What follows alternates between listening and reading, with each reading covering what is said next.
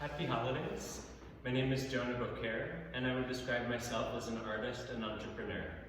I've been a successful choreographer and international media artist, as well as arts-based developer since 2002.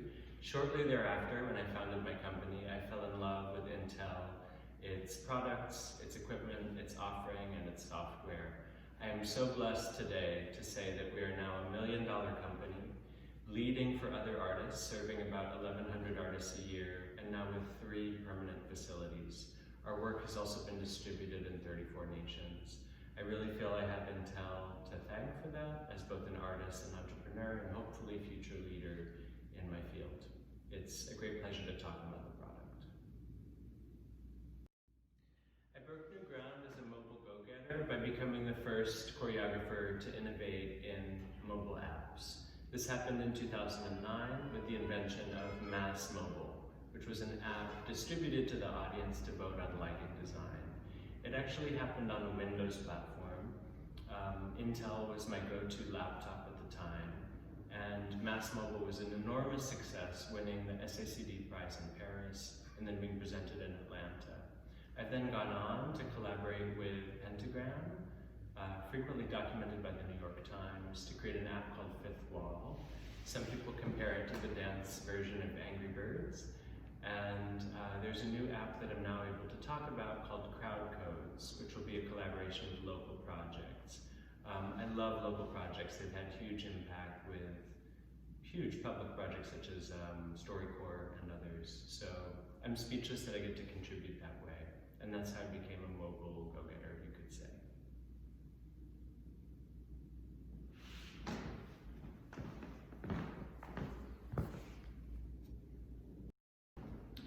What really drives and motivates me is technology, innovation, and the arts coming together. That's my most earnest response. In fact, I never see those sectors as separate. I see creativity, tech, and innovation really as being the drivers of our time, particularly in music. One of my recent collaborations was with Pharrell Williams, and providing Pharrell with a symphony orchestra for the first time in his career and mine. So I really, in terms of drivers and motivators, it's the intersection between technology, the arts, and this kind of social activation. I'm so excited to wake up every day and to do more of that.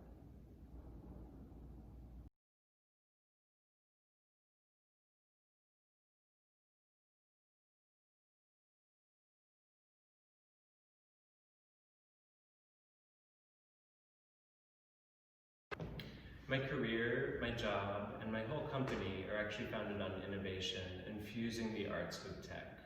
One example that we're very proud of these days is an entity called CPR, which exists just down the street in Brooklyn's first LEED Gold building of its kind.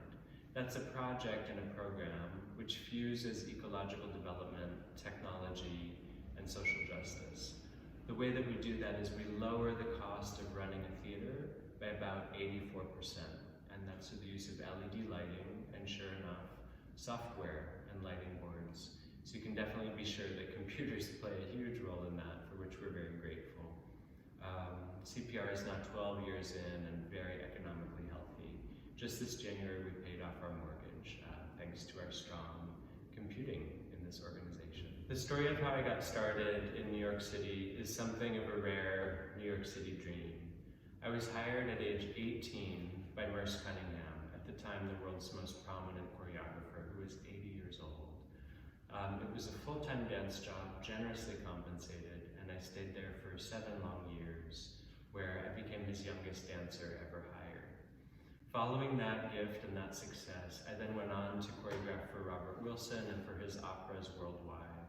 The way that I did that, because operas are much bigger in scale, is I turned to computer technology to learn and to pre-visualize how to move the bodies through space.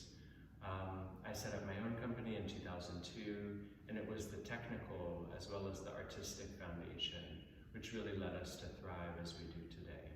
I still travel. In fact, I'm traveling tomorrow with my Intel, and it's the reason why I'm able to succeed today. To be honest, one of my biggest concerns in the field are about longevity. not only in terms of dance, but longevity in terms of the shelf life of what we make, how long it exists online, and how its technical innovations will hold up. One of the things that has impressed me so much is just the native, organic holdup of Intel. I think I picked up an Intel in 2004, so 15 years later, I'm still devoted to it and using it. It never gets old. For me, it's actually the fleetest of them all. So I think that speaks a lot, and I aspire to have the same kind of continuity and legacy as I make work as an artist. That would solve one of my biggest fears, actually. My goals, dreams, and visions have actually stayed consistent since I set up the company in 2002. However, they have broadened and they've been able to scale.